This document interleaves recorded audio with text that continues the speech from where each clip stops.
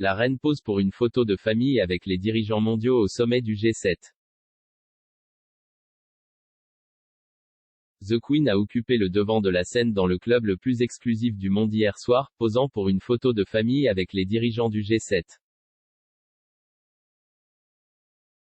Alors que la diplomatie douce de la royauté remplaçait les discussions politiques dures du début de la journée, le monarque le plus ancien du monde a mis les invités nerveux à l'aise avec une plaisanterie douce. Alors que les présidents et les premiers ministres prenaient place et posaient avec raideur pour la caméra, elle a demandé « Êtes-vous censé avoir l'air de vous amuser ?» Les dirigeants autour de la reine ont ri et Boris Johnson a répondu catégoriquement « Oui ». Le Premier ministre, qui organise le sommet à Cornwall, a ajouté « Nous nous sommes amusés, malgré les apparences ». La chancelière allemande Angela Merkel s'est approchée de la reine de 95 ans et lui a fait part de son appréciation pour sa pose pour la photo, en disant « Merci d'avoir fait cela pour nous ». Sa Majesté a dirigé 3 générations de la famille royale en organisant l'événement à l'Eden Project, près de Saint-Austell. L'attraction touristique écologique contient la plus grande forêt tropicale couverte du monde. Assez convenablement pour un sommet axé sur les efforts de lutte contre le changement climatique, la reine s'est rendue à Cornwall hier avec le prince Charles, la duchesse de Cornouailles et le duc de Cambridge dans le train royal qui fonctionne au biocarburant respectueux de l'environnement. Ils ont été rejoints lors de la réception en plein air par la duchesse de Cambridge, qui avait précédemment volé en hélicoptère pour rencontrer la première dame américaine Jill Biden dans une école près de Hailey.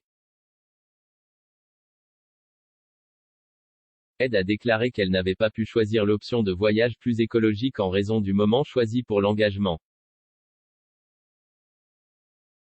Kate, 39 ans, portait hier soir une robe crème Alexander McQueen mi-longue de 3000 livres, tandis que Camilla portait une robe noire et blanche à manches longues. La reine a choisi un thème horticole approprié pour le lieu, portant une robe à motif de fleurs. Après la réception de 40 minutes, ils se sont déplacés pour la photo socialement distanciée. Le prince William, 38 ans, et Kate participaient à leurs premiers événements du G7. C'est une autre étape importante dans leur progression en tant que membres de la famille royale. La monarchie n'exerce pas de pouvoir réel mais utilise son influence, la diplomatie douce, pour aider à promouvoir les valeurs britanniques. Les dirigeants du G7, dont le Premier ministre canadien Justin Trudeau et le président américain Joe Biden, ont été vus en train de discuter avec la famille royale. Avant l'arrivée de la reine, de nombreux politiciens ont traversé la flore et la faune du projet Eden jusqu'à la réception tandis que M. Johnson et son épouse Carrie attendaient pour saluer la fête royale. La reine marchait juste devant Charles et Camilla, suivie à quelques pas de William et Kate. Les derniers à arriver après les Royals étaient Joe Biden et sa femme Jill. La reine l'a rencontré en tant que président des États-Unis pour la première fois.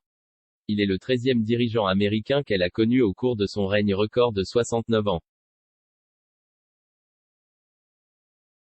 Madame Biden avait déclaré plus tôt, « Joe et moi sommes tous les deux impatients de rencontrer la reine.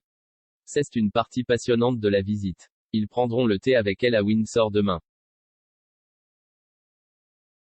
La reine a également fait rire lorsqu'elle a insisté pour emprunter une épée de cérémonie pour couper un gâteau lors d'un autre engagement au projet. Elle l'avait reçu lors de l'événement Big Lunch réunissant les voisins et, lorsqu'un assistant lui a dit qu'il y avait un couteau conventionnel disponible, a déclaré « Je sais que c'est le cas, c'est plus inhabituel. » Hier soir, le prince Charles a exhorté les pays les plus prospères à faire face à l'urgence climatique avec la même urgence qu'ils l'ont utilisée pour Covid. Accueillant la première réunion entre les chefs de gouvernement et les dirigeants des plus grandes entreprises lors d'un sommet du G7, il a appelé à une coopération sans précédent entre les secteurs publics et privés pour créer un avenir plus vert.